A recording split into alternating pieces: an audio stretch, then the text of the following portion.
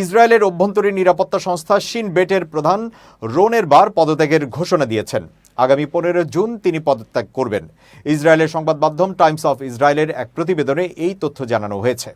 প্রতিবেদনে বলা হয়েছে, 2023 সালের 7 অক্টোবর ফিলিস্তিনের স্বাধীনতাকামীদের সংগঠন হামাসের হামলা ঠেকাতে ব্যর্থতার জন্য পদত্যাগের ঘোষণা দিয়েছে শিন বেটের প্রধান।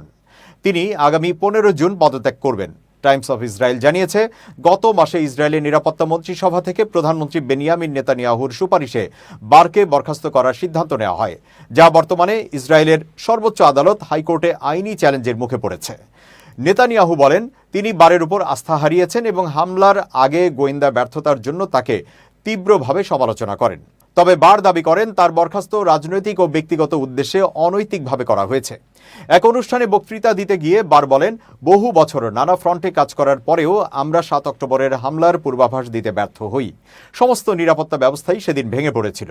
তিনি বলেন, আমি সংস্থার প্রধান হিসেবে দায়িত্ব নিয়েছি এবং এই বিশেষ সন্ধ্যায়, যেখানে আমরা স্মরণ করি সাহস ও আত্মত্যাগ, আমি আমার পদত্যাগের সিদ্ধান্ত ঘোষণা করছি। বার আরও বলেন, হামাসের হুমকিকে আমরা অবমূল্যায়ন করিনি। শিন বেট বরং বরাবরই এই হুমকিকে গুরুত্ব দিয়ে মোকাবেলা করেছে, কিন্তু তারপরও আমরা ব্যর্থ হয়েছি। এর সত্যতা এবং সংশোধন প্রক্রিয়া নির্ধারণ করতে হলে একটি পূর্ণাঙ্গ রাষ্ট্রীয় তদন্ত কমিশনের প্রয়োজন। নেতানিয়াহুর প্রতি ইঙ্গিত করে তিনি বলেন, ব্যক্তিগত দায়িত্ব পালনের মধ্য দিয়েই নেতৃত্বের আদর্শ গড়ে ওঠে।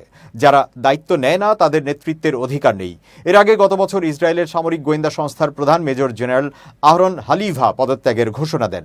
ফিলিস্তিনের স্বাধীনতাকামী গাজা উপত্যকার ক্ষমতাসীন গোষ্ঠী হামাসের গত 7 অক্টোবর ইসরায়েলে চালানো হামলার ঘটনায় গোয়েন্দা ব্যর্থতার দায় স্বীকার করে পদত্যাগের ঘোষণা দেন তিনি।